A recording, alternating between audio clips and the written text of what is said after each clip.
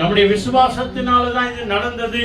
ஒருவேளை நம்ம சொல்லலாம், பெருமையா சொல்லலாம், நான் விசுவாசிச்சேன், நான் நம்பிக்கையோடு கூட இருந்தேன், ஆண்டவரை முழுமனதாக நான் ஏற்றுக்கொண்டேன், ரட்சிக்கப்பட்டேன், ஆவினால அபிஷேகம் பண்ணப்பட்டிருக்கிறேன், ஆலயத்தில் ஊழியங்களா செய்யறேன், நான் இதை பண்றேன் அதை பண்றேன், நம்ம பெருமையா நம்ம சொல்லலாம். ஆனாலும் கூட பைபிள் சொல்லுகிறது, அவருடைய கிருபையினாலே நம்முடைய விசுவாசத்தை கொண்டு நம்ம எல்லாரும் என்ன பண்ணுமா, ரட்சிக்கப்பட்டோம். அல்லேலூயா.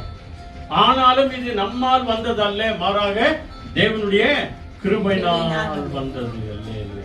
சங்கீதத்துல பாருங்க, சங்கீதக்காரர் சொல்றாரு, நீங்க நம்ம சொல்றோம் இல்லையா, நிறைய பேரு நான் காலையிலயும் போனேன், சாயங்காலமும் போனேன், ஒரு வாரம் இருந்தேன் இல்லையா, உபவாசம் இருந்தேன், ஜெபம் பண்ணேன், 3 மணி நேரம் 4 மணி நேரம் நான் ஆலயத்தில் உட்கார்ந்து வந்தேன் அப்படின்னு சொல்லி, இவைகள் எல்லாவற்றிற்கும் சங்கீதம் 5ஆம் அதிகாரத்தில் 7வது வசனம் படிக்க வேண்டாம், அப்படியே கவனிங்க. என்ன சொல்றாரு, ஆண்டவரே நான் உங்களுடைய கிருபையினாலதான் ஆலயத்துக்கு வர முடியுது. ஆண்டவரே உங்களுடைய கிருபை இல்லைன்னா ஆலயத்துக்கு வரவே முடியாது. உங்களுடைய கிருபை இல்லைன்னா நான் பைபிளை படிக்க முடியாது. உங்களுடைய கிருபை இல்லைன்னா பாட முடியாது ஆண்டவரே, போற்ற முடியாது ஆண்டவரே. சங்கீதம் 5ஆம் அதிகாரத்தில் 7வது வசனம் அதாங்க மிக அருமையா சொல்லுகிறது. உங்களுடைய கிருபை இல்லாமல் ஆண்டவரே நான் ஆலயத்துக்கு வரவே முடியாது ஆண்டவர்.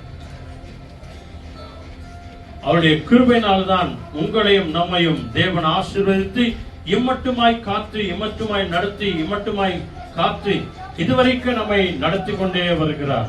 23வது சங்கீதத்தில் கூட 6வது வசனம் பார்க்கிறோம் இல்லையா, ஜீவனுள்ள நாள் எல்லாம் ஆண்டவரே உங்களுடைய கிருபையும் ஆண்டவரே நன்மையும் என்னை தொடரும் ஆண்டவரே. நான் உயிர் வாழுகிற நாள் வரைக்கும் உடைய கிருபை இருக்கிறது ஆண்டவரே, உடைய தயவு இருக்கிறது, உடைய அன்பு இருக்கிறதுனால தான், உடைய தயவு இருக்கிறதுனால தான், உடைய கிருபை இருக்கிறதுனால ஆண்டவரே நான் ஜீவனுள்ள நாள் எல்லாம், நான் உயிரோடு இருக்கிற நாள் எல்லாம் நன்மையும் கிருபையும் என்னை தொடரும் ஆண்டவர். அல்லேலூயா.